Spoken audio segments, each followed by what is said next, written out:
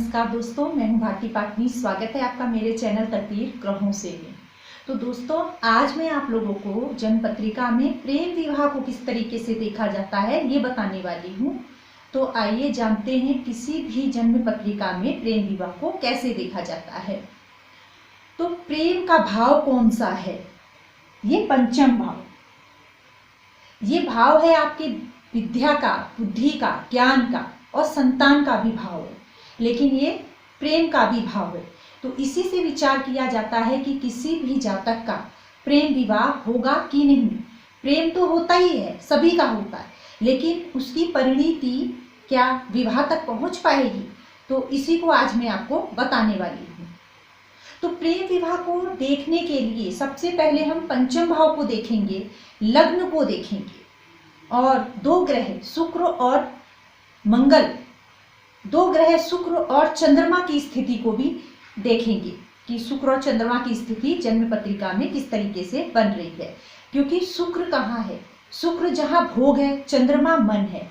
भोग और मन की ही परिणति प्रेम है। जहाँ भोग है, जहाँ मन है, भोग है, वही प्रेम है।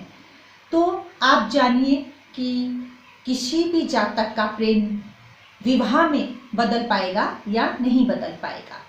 अगर पंचम भाव का स्वामी जा करके लग्न में बैठ जाए, तृतीय भाव में बैठ जाए, सप्तम में बैठ जाए, नवम में बैठ जाए, दसम में या एकादश भाव में बैठ जाए, तो कहते हैं कि जातक का जो प्रेम है वो विवाह तक पहुंचता है।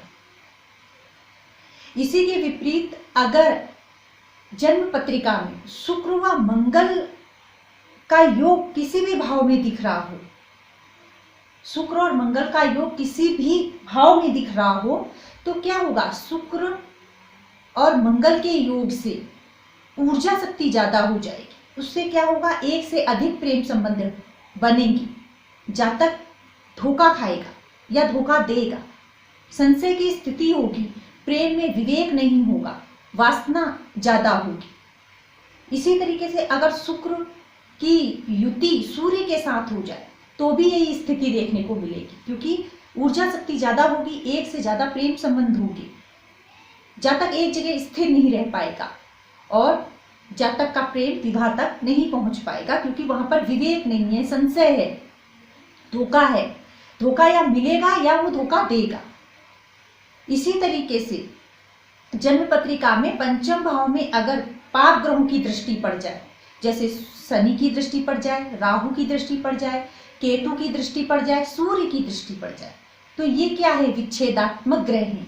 तो ये विच्छेदात्मक ग्रह क्या करेंगे? प्रेम से विच्छेद करा देंगे। तो क्या होगा? प्रेम तो होगा, ऐसे प्रेम संबंध अंतरजातीय प्रेम संबंध ज्यादा देखे गए हैं। जैसे पंचम भाव पे शनि, सूर्य, राहु, केतु की दृष्टि हो जाए, या शुक्र के साथ शनि की युति हो जाए, शुक्र के साथ राहु की युति हो जाए, शुक्र के साथ मंगल की युति हो जाए, मतलब पाप ग्रहों की युति हो जाए, तो क्या होगा? अंतरजातीय प्रेम संबंध देखने को मिलेगी।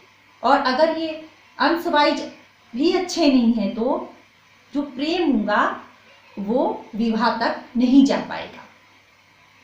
इसी तरीके से जन्म पत्रिका में प्रेम विवाह होगा कि नहीं देखने के लिए आप पंचम भाव में शुभ ग्रहों की दृष्टि हो, शुक्र पंचम भाव का संबंध सप्तम से बन जाए, यानी कि जो पंचम भाव का स्वामी है और सप्तम भाव का स्वामी है, उनकी युति हो जाए, या पंचम भाव में हो जाए या सप्तम भाव में हो जाए, या इन दोनों ग्रहों की युति भाग्य भाव में हो जाए, तो क्या होगा? प्रेम विवाह संभव है कि आपका प्रेम विवाह तक पहुंचे।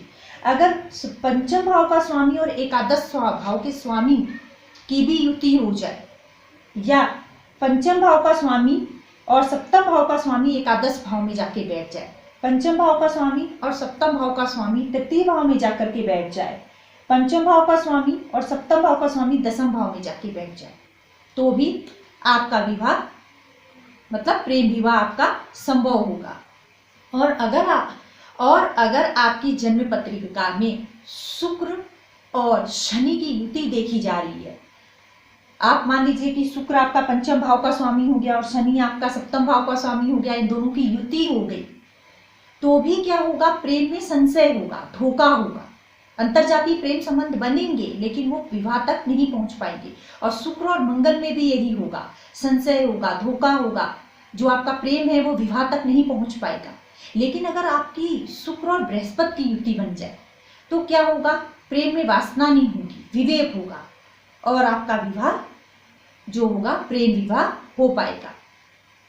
अगर आपका पंचम भाव का स्वामी 6, 8 या 12 में चले जाए, पंचम भाव का स्वामी 6, 8, 12 में चले जाए तो भी आपका प्रेम जो है विवाह तक नहीं पहुंच पाएगा।